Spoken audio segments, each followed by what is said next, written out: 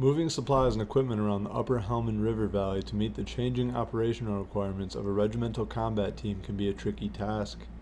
The logistics experts at Combat Logistics Battalion 4, however, have done just that, providing the Marines and sailors on the front lines the logistics support they need to continue operations.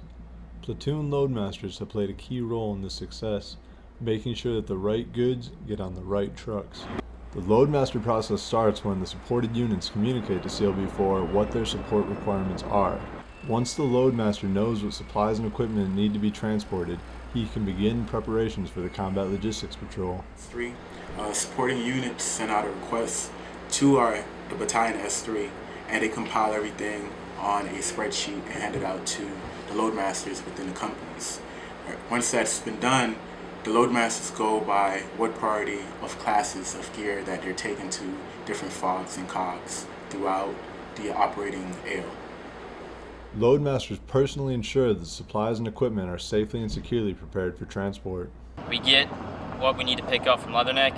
We'll call the point of contact, schedule a pickup time, set out the gear set in which we're going to pick it up with. We go over there, ensure it safely gets loaded, and then we bring it back here and stage it.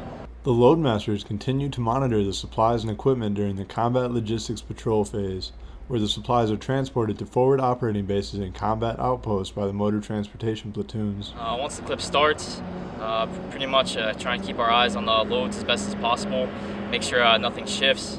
We'll check the loads before we go out on the clip just to make sure it's tight and nothing's going to shift or fall off. Once we get to the FOBs or COPs, we'll hit up the point of contacts or the units associated with whatever gear we're dropping off.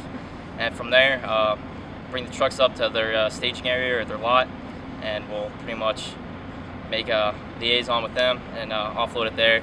And if they got backhaul they want to take back, usually we'll have a preset list of what we need to take back. If not, if we got space for it, we take back whatever we can. Loadmasters are also responsible for planning the retrograde of equipment and supplies back from the forward operating bases and combat outposts. This process frequently requires the Loadmasters to adjust their load plan during the Combat Logistics Patrol to meet changing operational needs and maximize the use of open bed space on the trucks. Once we transport all the gear up to a FOB or COB, the FOB or COB normally has gear that needs to be returned to the main hub. Once we identify that gear and we prioritize that gear by classes, we go ahead, load it, equally distribute it throughout the vehicles. So I try to get as much on these vehicles that I possibly can. Highly experienced and hardworking Marines are chosen to fill the Loadmaster billet because of its inherent importance to the logistics support mission. The purpose of having a solid NCO as a Loadmaster is simply he's the backbone of what the logistics does, what we do here in Afghanistan. Not having a solid Loadmaster could be the difference of that unit that you're supporting, not in getting the food, chow, whatever they need. On the other hand, could be the difference of them getting their supplies or not. As much as any other Marines in the battalion, the Loadmasters are responsible for ensuring that the Marines and sailors on the front get the logistics support they need to complete the mission.